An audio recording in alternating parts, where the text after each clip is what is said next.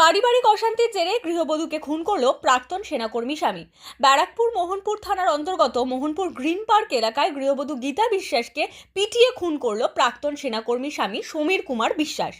দীর্ঘদিন ধরে পারিবারিক অশান্তি চলছিল তাদের মধ্যে। তাদের এক কন্যা বিবাহিত ও পুত্র কর্মসূত্রে বাইরে থাকে। আজ সকালে নিজের বাড়িতেই গেটের তালা বন্ধ করে স্ত্রীকে পিটিয়ে খুনের অভিযোগ তোলে এলাকাবাসীরা চিৎকার শুনে পুলিশকে খবর দিলে পুলিশ এসে গেটের তালা ভেঙে ভিতর থেকে রক্তাক্ত দেহ উদ্ধার করে গীতা বিশ্বাসের। মাথায় ছিল আঘাতের চিহ্ন। এলাকার মানুষের অভিযোগ, দীর্ঘদিন থেকেই তাদের স্বামী স্ত্রীর মধ্যে চলছিল অশান্তি। মোহনপুর থানার পুলিশ স্বামী সমীর কুমার বিশ্বাসকে গ্রেফতার করেছে। এলাকার মানুষ তার শাস্তির দাবি করেছেন।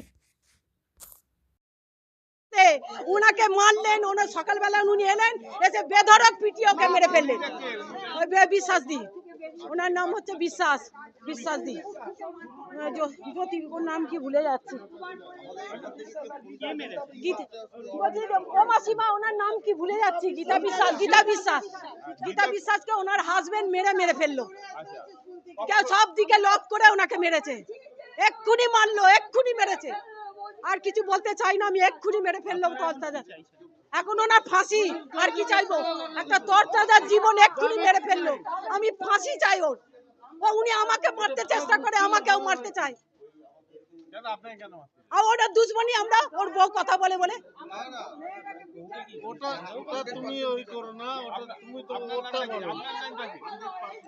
আমার নাম প্রতিমা ঘোষ। ঘটনাটা আজকে প্রায় 10 বছর ধরে এই ঘটনা চলছে। আমি নিজে 5-6 বছর, 5 বছর 5-এর মধ্যে 4 বার ওদেরকে নিয়ে বসেছি।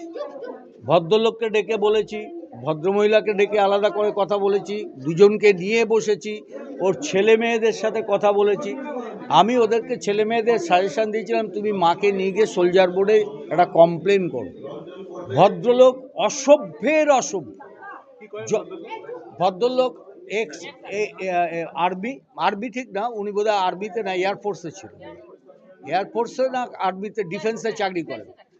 ডিফেন্সে চাকরি করতে রিটায়ার করেছিলেন। মানে সমস্ত ওনার আরেকটা বাড়ি আছে, আবার কলেজ পল্লীতে একটা বাড়িতে গিয়ে থাকেন, এবং সেটা তো এখন জোর দিয়ে প্রমাণ দিতে পারবো না, কিন্তু এক ভদ্রমহিলার সঙ্গে অ্যাফেয়ার্সে উনি যুক্ত ছিলেন।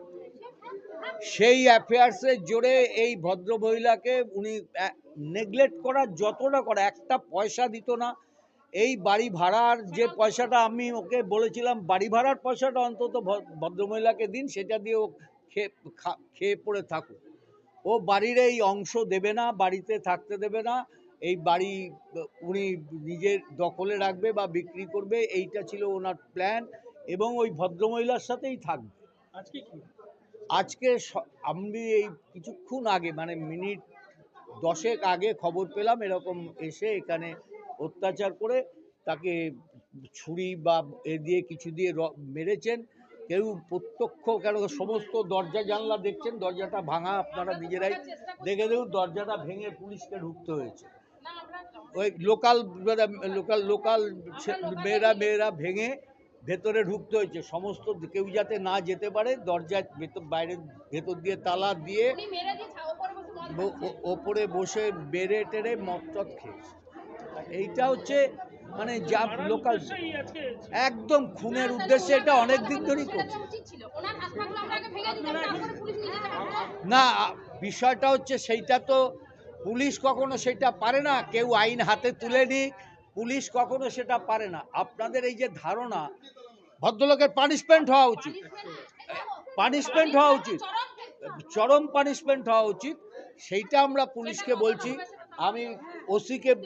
আমি ওসি সাহেবকে বলেছি, প্রয়োজন বোধে লোকাল সাক্ষী নিন, আমরা সাক্ষী দেব যে ভদ্রলোক এরকম অত্যাচারী ছিল এবং ভদ্রলোকের পানিশমেন্ট। কিন্তু কোনো পুলিশকে, যেটা আমি শুনলাম, এইটা মানে প্রত্যেক নাগরিকের মাথায় রাখা উচিত যে আইনটা হাতে নেব না।